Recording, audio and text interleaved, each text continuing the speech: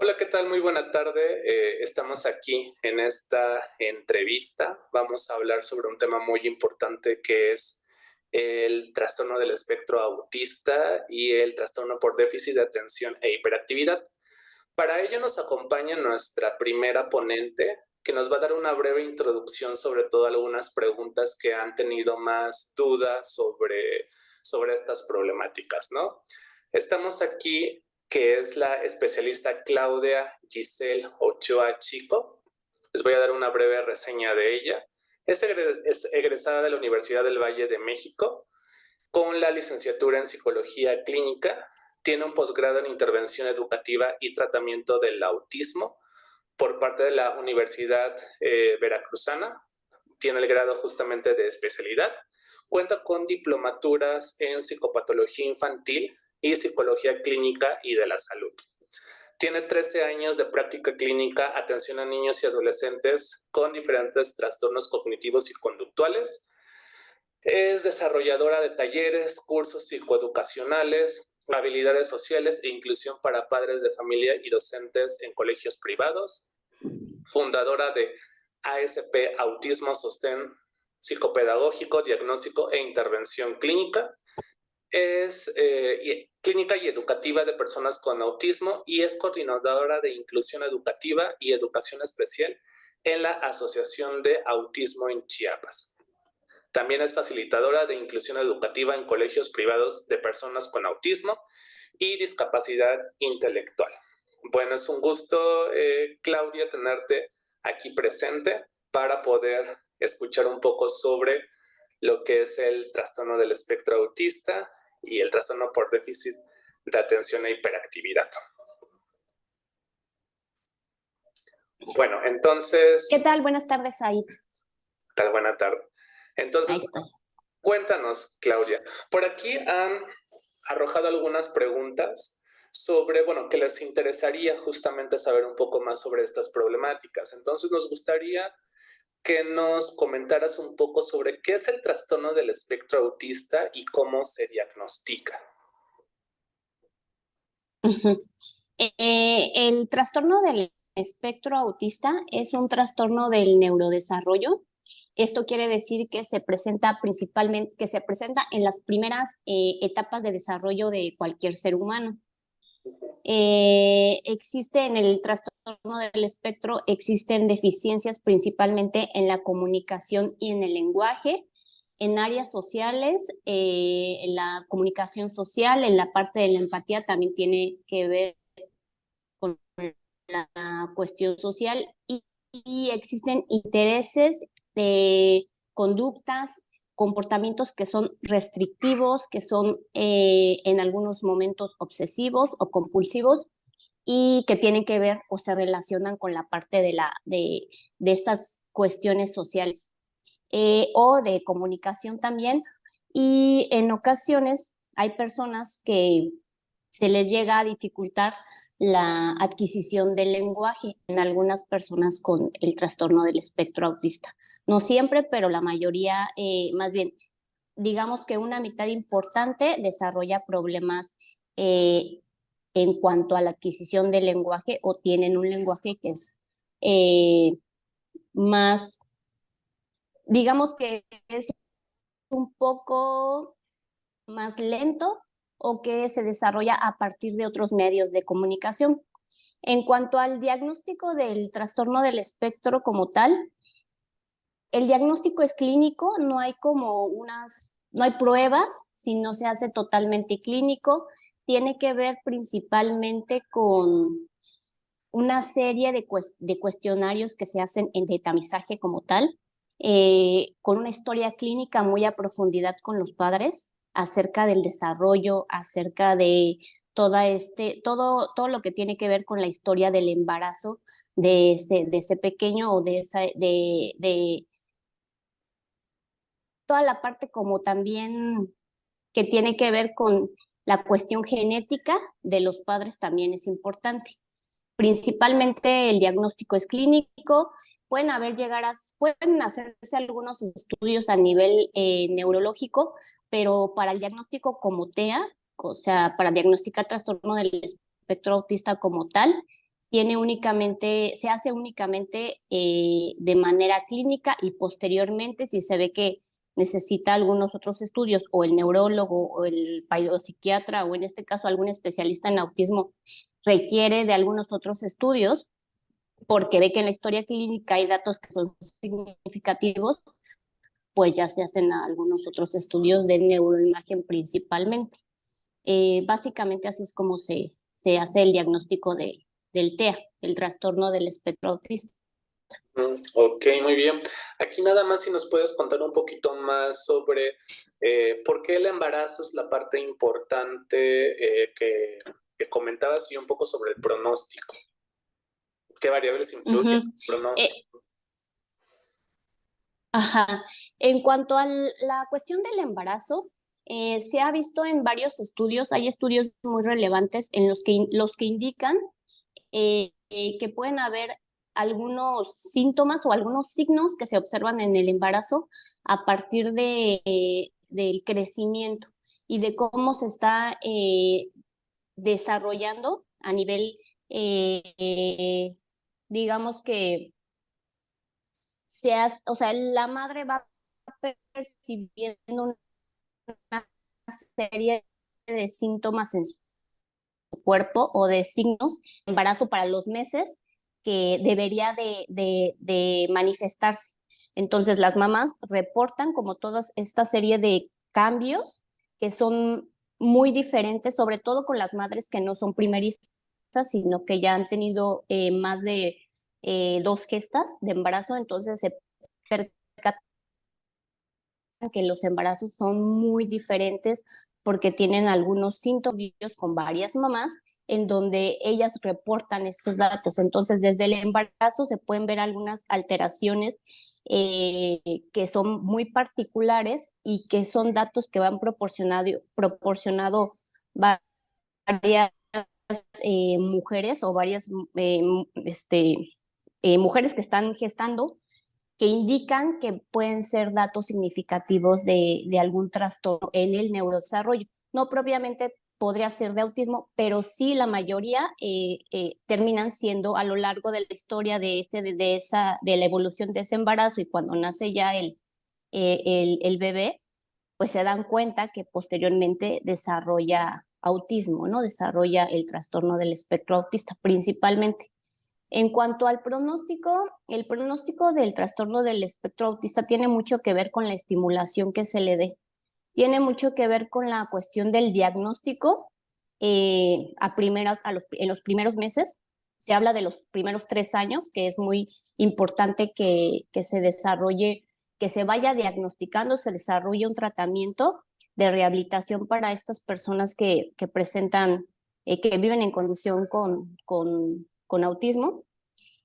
Y el pronóstico, conforme a la estimulación, a la adquisición de habilidades que se van dando en los primeros años, el pronóstico va mejorando con respecto al área educativa, al área, van siendo más autónomos, la parte de la vida independiente va mejorando con respecto a otros niños que no recibieron la estimulación o tuvieron un diagnóstico más tardío. Okay.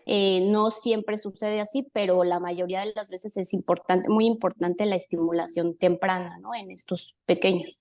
Ok, qué interesante. Entonces tenemos que prestar atención a las mujeres, ¿no? Estando embarazadas y a estos primeros signos y síntomas que a lo mejor pueden ser diferentes en comparación de también mujeres embarazadas, pero sin el riesgo de poder desarrollar este diagnóstico con sus hijos, ¿cierto?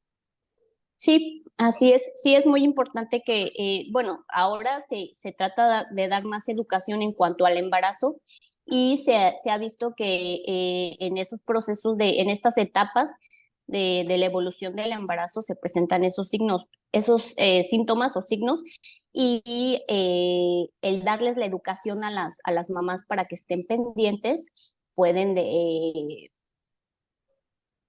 o sea, cuando ya nace este pequeño, bueno, pueden darle la estimulación adecuada, ¿no? También. Cuéntenos, Gis, ¿cuál es la intervención psicológica o desde su experiencia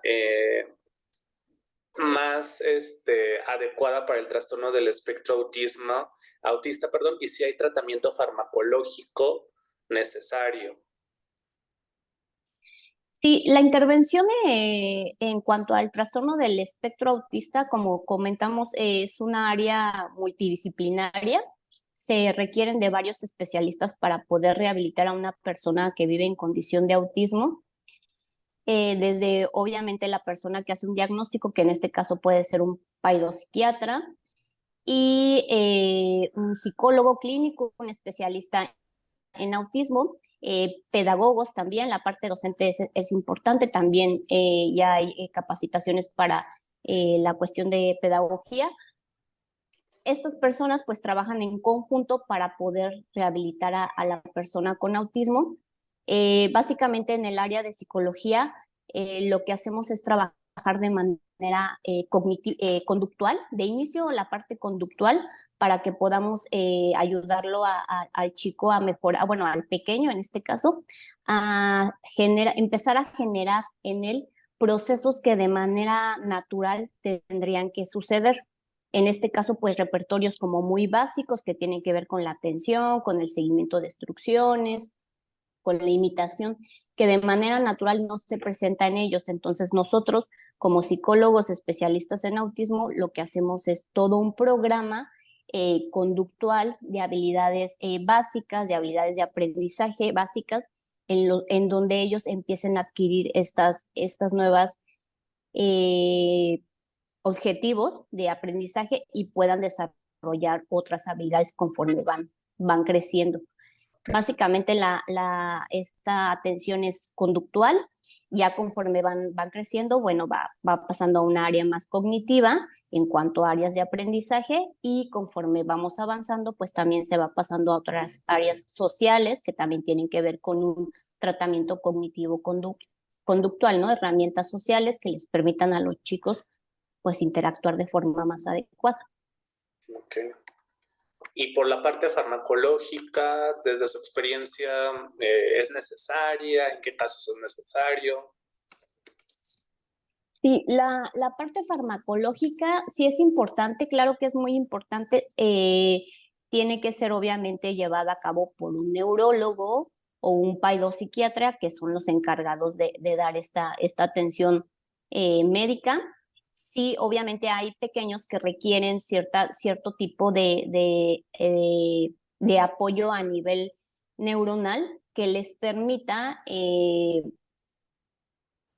estas habilidades se vayan consolidando, que nuevas conexiones también a nivel cerebral se vayan dando y que se regulan con base a medicamentos. Pero básicamente la mayoría de los pequeños con autismo sí inician con medicamento y posteriormente se va ajustando, se va cambiando o se va disminuyendo.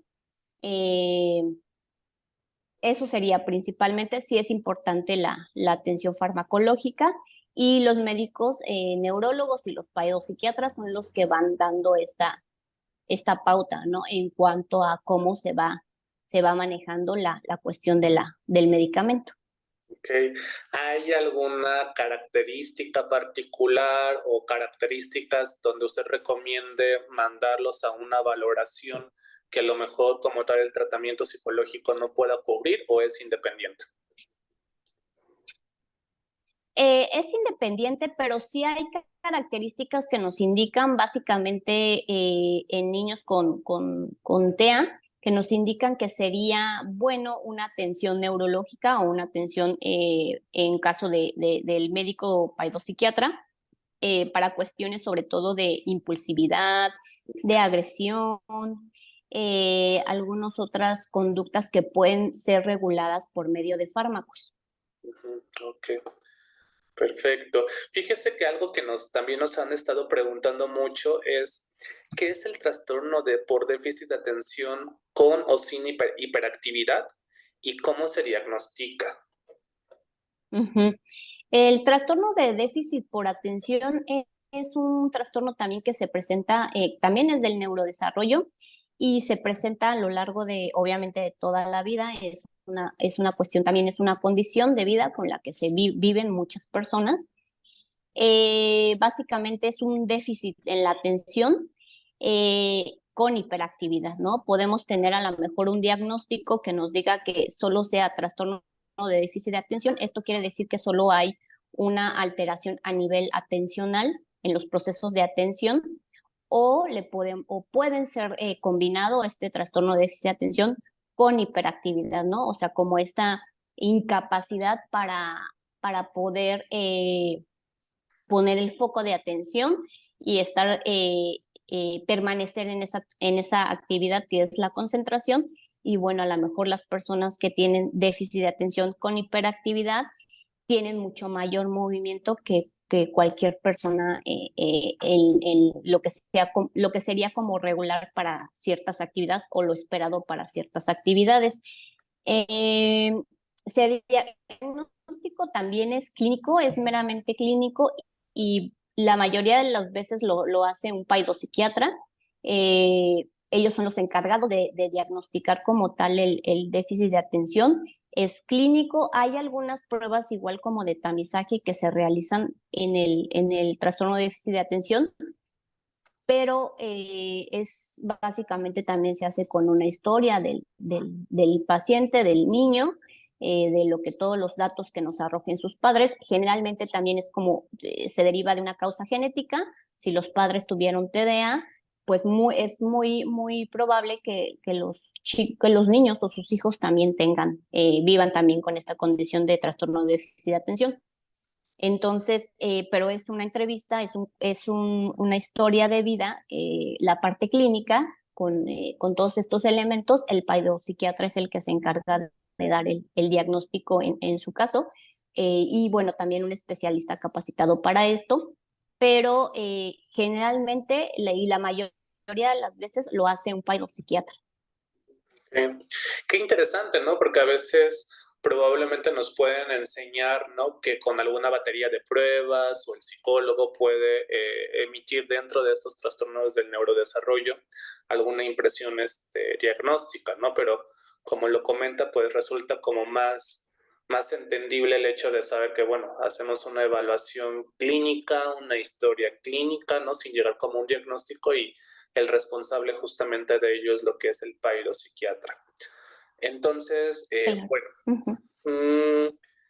¿cuál es la intervención psicológica y en qué casos se requiere la intervención farmacológica para estos casos?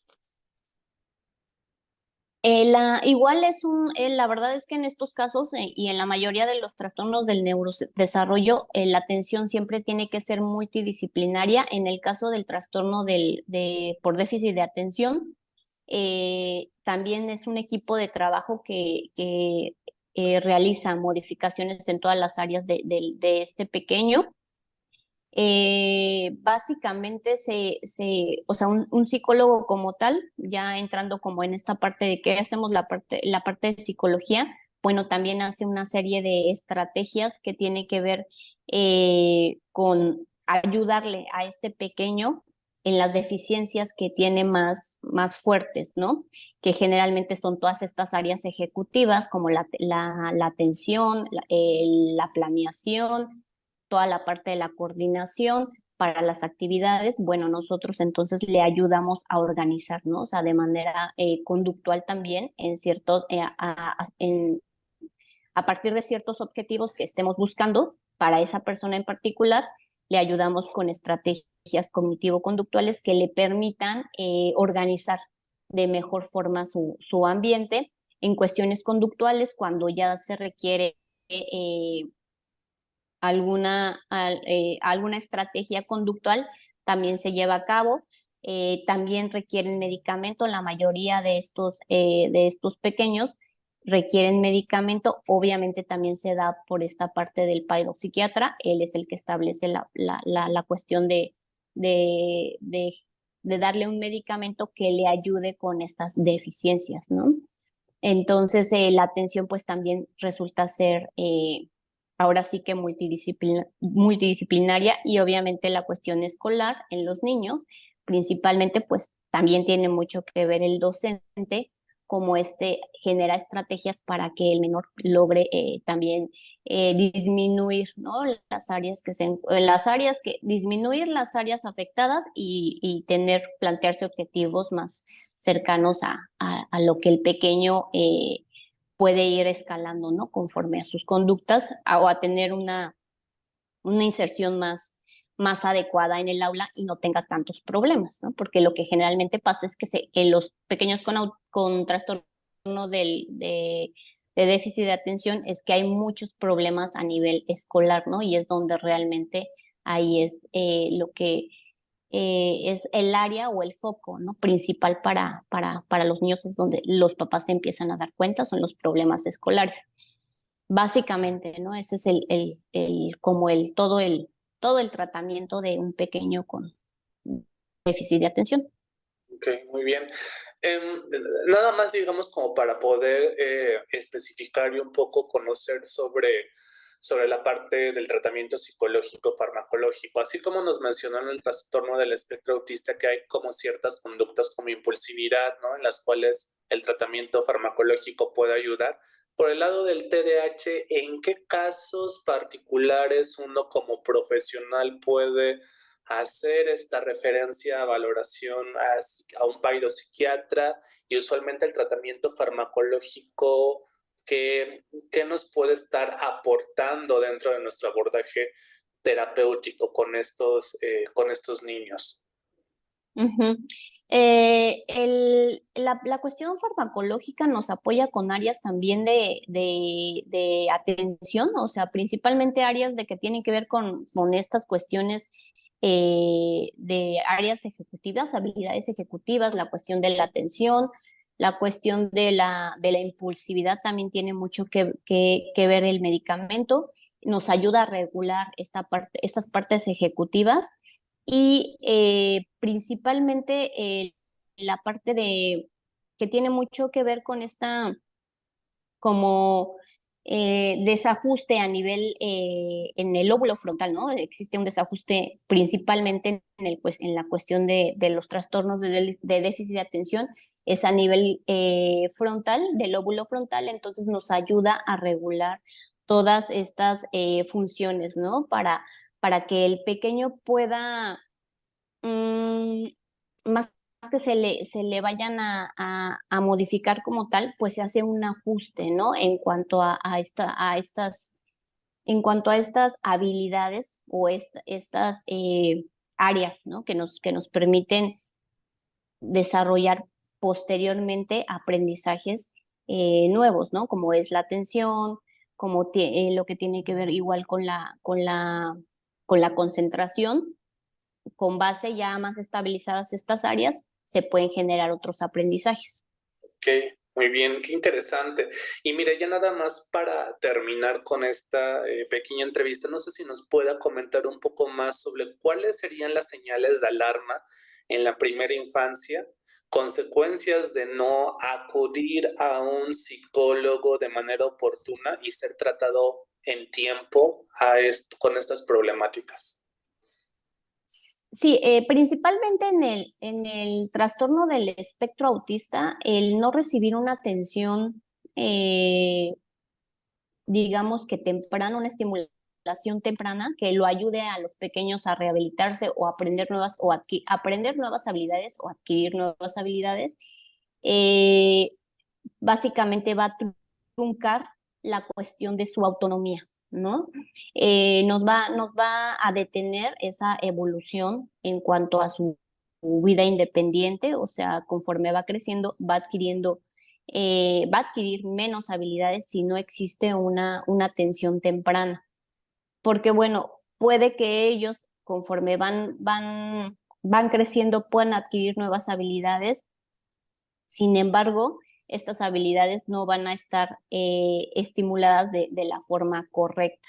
Entonces, en el trastorno del espectro autista se ve muy afectada su vida independiente, ¿no? A lo largo de conforme van creciendo, llegan a una vida adulta, bueno, el nivel de autonomía o el nivel de ayuda que van a requerir va a ser mucho mayor a aquel niño que sí fue estimulado y que se le diagnosticó desde una edad temprana.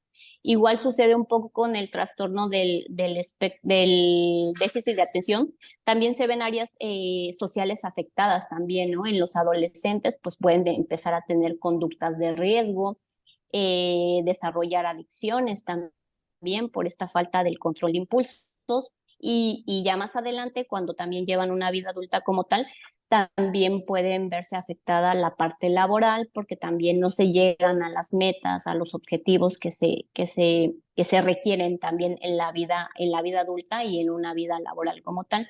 Entonces, sí hay consecuencias que son de impacto en la vida de cualquier persona que nace o que vive, ¿no? Que va desarrollando eh, bueno, más bien que nace con este trastorno del espectro autista o el déficit o trastorno en su caso, diferente el trastorno de déficit de atención. Entonces, sí hay bastantes consecuencias importantes y la atención temprana desde edades eh, lo más cercanas a los primeros años es lo más importante para que ellos puedan desarrollar una calidad de vida, ¿no? En general. Ok, pues qué interesante, ¿no? El hecho de conocer que existen no solamente, bueno, ubicarlos, ¿no? Como trastornos del neurodesarrollo, el trabajo multidisciplinario con padres de familia, con también neurólogos, psiquiatras. Entonces, es muy interesante el hecho de saber cómo trabajar de manera en conjunto y sobre todo tener en cuenta estos datos de alarma que nos permitan justamente a lo mejor como padres de familia poder tomar decisiones adecuadas, ¿no? En un inicio y sobre todo ir prestando atención a estos pequeños indicadores que a lo mejor en la infancia pues no suelen ser del tanto visibles, ¿no? Hasta que empecemos a tener un contacto con justamente la edad escolar, ¿no? Donde es donde más se pueden manifestar estas problemáticas ya de manera conductual con sus profesores o incluso con sus compañeros. Pues le agradezco mucho el tiempo en esta entrevista, especialista Claudia, y fue muy enriquecedor. Nos estaremos viendo, espero, posteriormente. Por ahí tengo entendido de que brindará un diplomado. Actualmente, ¿en qué asociación se encuentra y cómo la podemos localizar? Bueno, en estos momentos yo estoy hacemos una serie de programas para la parte de inclusión educativa y laboral en una asociación que es en el estado de Chiapas principalmente. Ahí es donde estamos ahorita realizando estos programas. También damos consulta, obviamente, tenemos un espacio en el cual también se hace la parte del diagnóstico y la intervención para personas con TEA.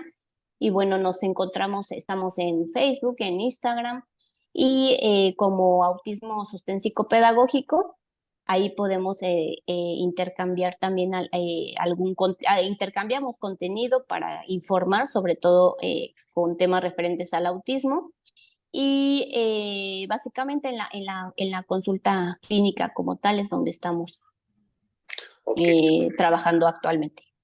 perfecto. Pues nuevamente le agradezco mucho por su tiempo y bueno, fue un gusto tenerla aquí presente brindándonos esta breve psicoeducación sobre los trastornos del neurodesarrollo. Pues que tenga muy buena tarde y bueno, nos vemos hasta la próxima. Gracias, hasta luego.